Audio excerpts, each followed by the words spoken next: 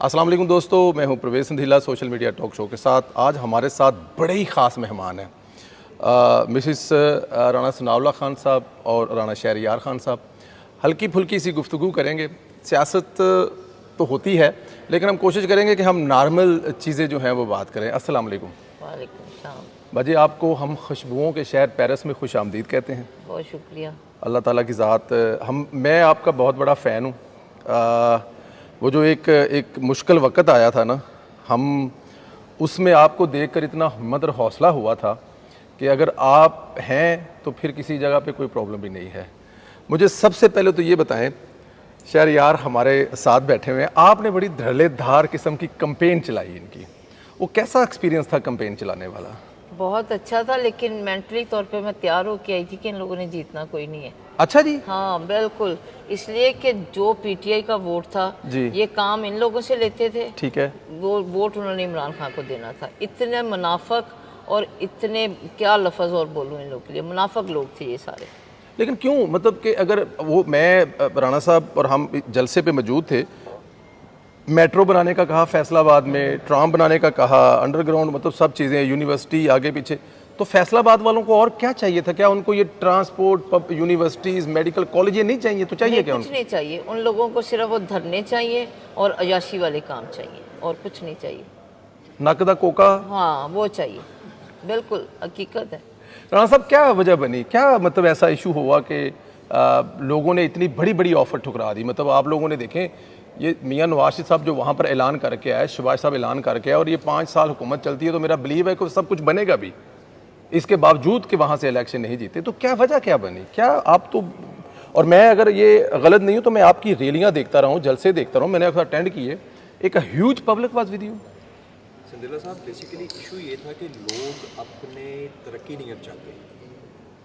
जो वालदा साहिबा ने फरमाया ना, नाका कोका चाहिए, वज़ादारी ख़त्म हो गई है सियासत में।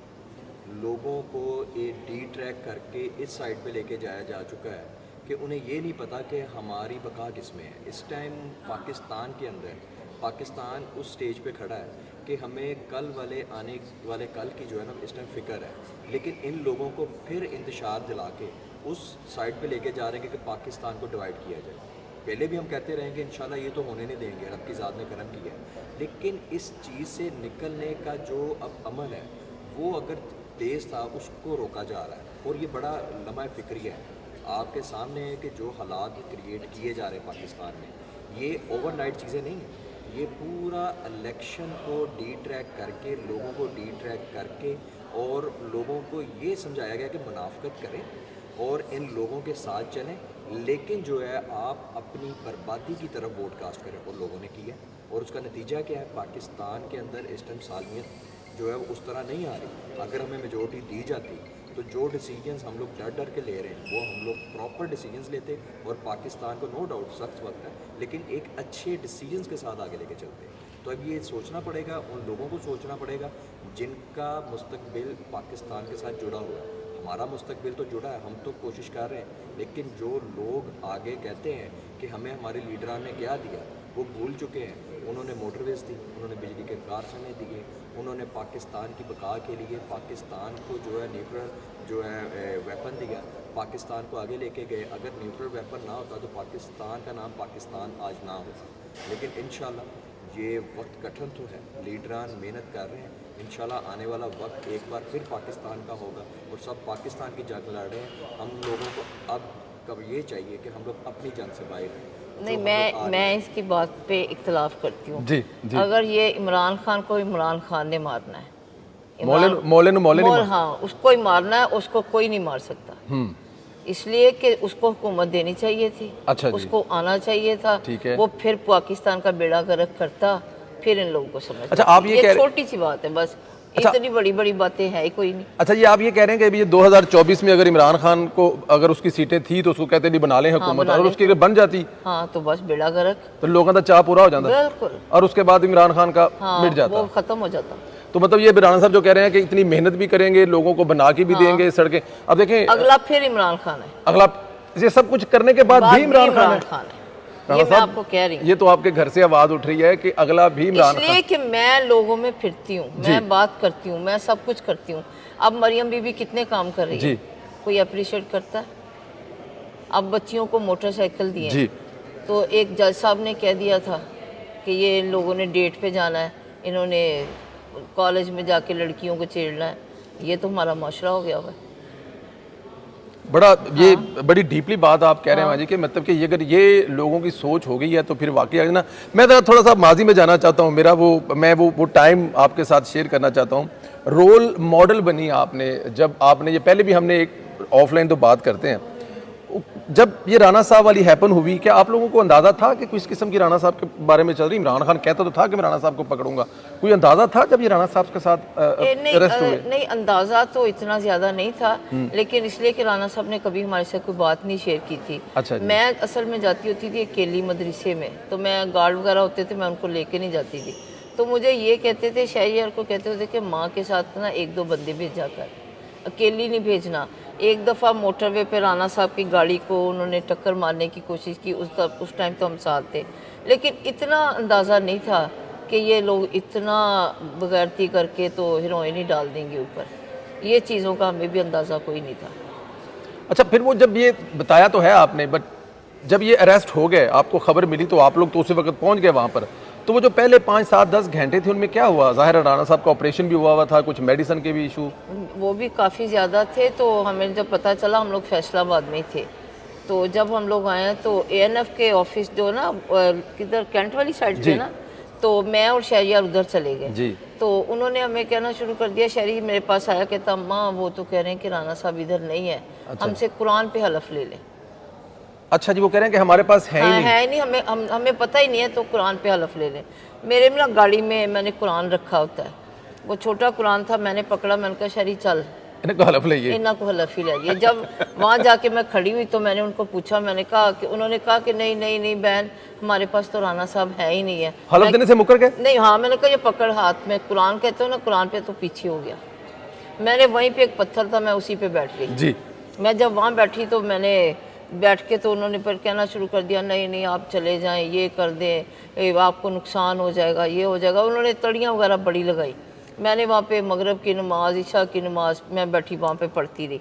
उसके बाद थोड़ी देर बाद एक गाड़ी आई। जी। गाड़ी आई तो मैं शहरी को कहती हूँ, मैं शहरी राणा साहब को ले आए। अच्छा जी। तो जब वो गाड़ी 10-15 मिनट बाद निकली ना, जी। तो मैं गाड़ी के आगे खड़ी हो गई। मैंने बोनट पे हाथ मारने शुरू कर दिए। मैंने पीछे डिग्गी भी खुलवाई जी। तो लेकिन उसमें कोई नहीं था। एक ब्रिगेडियर था, वो वहीं पे जब राणा साहब से मेरी मुलाकात हुई, वो भी वहाँ पे था, ANF का। वो ANF का ब्रिगेडियर था जो उस गाड़ी में आया, वो वहाँ पर मौजूद था? मौजूद था उस टाइम पे। तो जब मैं वहाँ पे जाके बैठ गई तो लेकिन गाड़ी चली गई, राणा साहब नहीं थे उसके अंदर। 12:10 पे, अब तो शहरी को नहीं कहा, मेरे कान के पास आके कह रहा है कि हम आपको 10 मिनट के बाद राणा साहब को मिला रहे हैं। अच्छा जी। तो मैंने भी पंजाबी का दुर फटे मुझे कि तू इतना अगर कुरान पे हलफ दे रहा था, ये सारी चीज़ें कर रहा था, तो मैंने उसको ऐसे कह दिया। लेकिन उसके बाद 10 मिनट बाद फिर वो आ गया।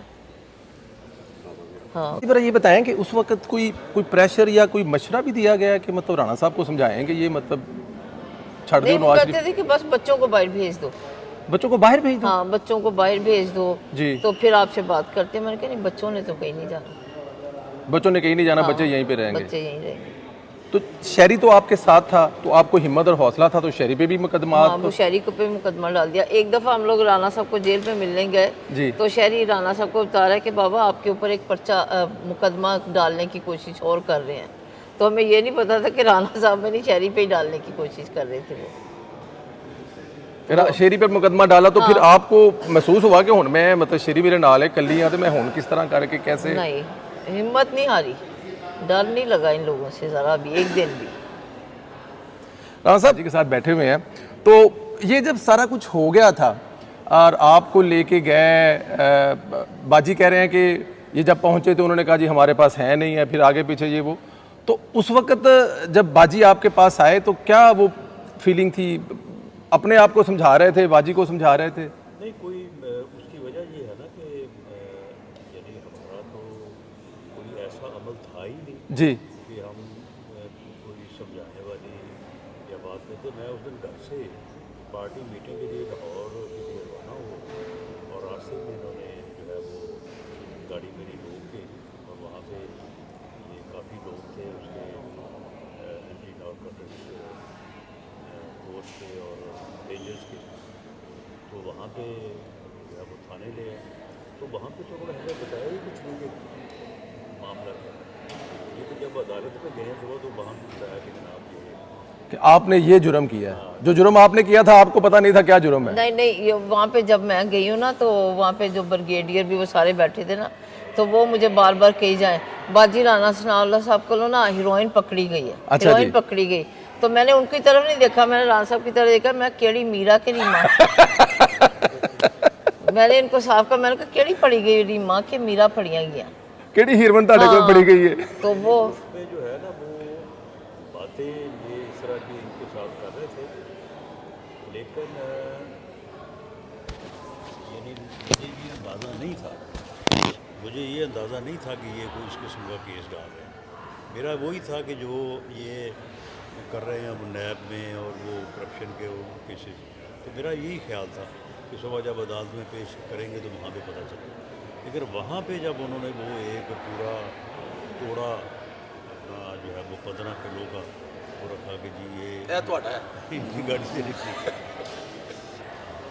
बिल्कुल ऐसे बाजी मुझे तो अब तो देखें ना, अब ये कह रहे हैं कि जी हमारे साथ जी बड़ी जाति हो रही है, हमारे खिलाफ बड़े गलत मुकदमे बन गए।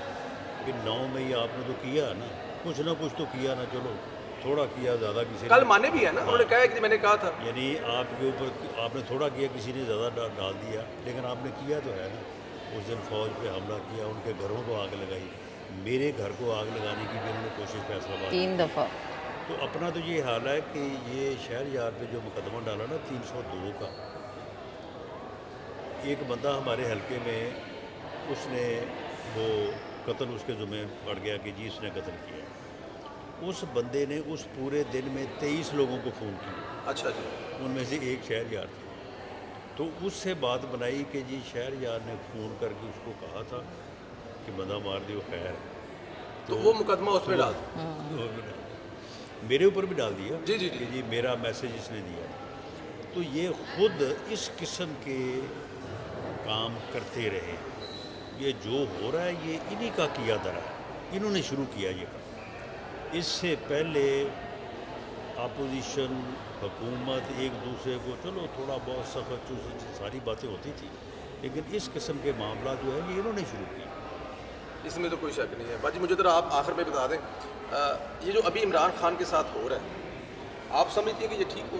नहीं, उसके साथ कुछ भी नहीं हो रहा। अच्छा जी, कुछ बाजी ना जेल दे ना विच ना ना गोली ना ढकी हुई जे। नहीं नहीं नहीं नहीं नहीं नहीं, वो पूरी सहूलतें ले रहा है। इस हुकूमत में इतनी हिम्मत ही नहीं कि उसके खिलाफ कुछ कर ले। मैं तो घर में भी कहती हूँ ना ना साहब है कि नहीं नहीं, सच्ची बात है। उसको उसको उसको हर चीज़ की सहूलत मिली हुई वहाँ पे। वो जो पीता है ना, जो राणा साहब ने बड़ा दावा किया था कि उन्होंने वो नहीं मिलेगी, उन्होंने वो भी मिल रही है। मैं तो राणा साहब ने हर प्रोग्राम पूछा हाँ, नहीं मिल रही, पूछ लो। चंगी रोटी देंगे, सारा कुछ देंगे, दवाई नहीं देंगे। हाँ नहीं, दवाई सब तो पहले दे दे। हाँ राणा साहब को अपना अरेंज किया है कि हुकूमत दे रही है? तो दसो महाराज जी वो रल मिल गई। आपको पता ही है कि जेल में जो है वो अगर या तो ये है ना कि हम पहरा दें वहाँ पे जी, तो हमने तो कभी इस बात का गिला भी नहीं किया। हम कहते हैं ठीक है जो सहूलत आप दे रहे हैं उसे, तो हमने तो कभी इस हद तक जाके कभी नहीं बात की। बिल्कुल ठीक है।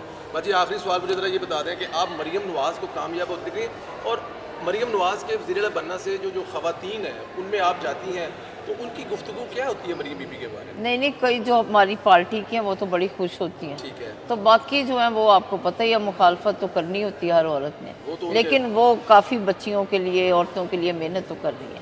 इस वक्त तक जो मरीम नवाज़ ने किया है वो हस्पताल से लेकर ये फील्ड हस्पताल, clinic on wheels, university, IT, इन चीज़ों से आप खुश हैं कि नहीं नहीं, मेरी तो तसल्ली है, वो जो कर सकती हैं वो तो बेचारी कर रही हैं। 5 साल अगर हुकूमत मिली तो पंजाब का नक्शा तब्दील करेंगी, लेकिन वोट नहीं मिलेगा। वोट फिर भी नहीं मिलना नहीं, वोट फिर नहीं मिलना। ये राणा साहब को भी पता है कि वोट नहीं मिलना। वोट हाँ ਜਦੋਂ तक इमरान खान ਦੇ ਕੀਤੇ ज़ेन तब्दील हाँ नहीं होंगे। ये मैंने कहा ना कि इमरान खान ने मारना है। इमरान खान को इमरान खान ने ही मारना है, और वो तरीकाकार वही था कि 2024 की हुकूमत इमरान खान को चली जाती, सही बात है। लोग 6 महीने अपना नशा पूरा करके तो फिर इमरान खान खुद ही मर। ये बिल्कुल सच्ची बात है। बाजी की सच्ची और खरी बातें हैं, और वही बातें हैं जो आम लोग, मैं और आप सोचते हैं कि इमरान खान को इमरान खान अपने रवैये से मारेगा, और जो लोगों का शौक़ है वो 6 महीने में ख़त्म कर देगा।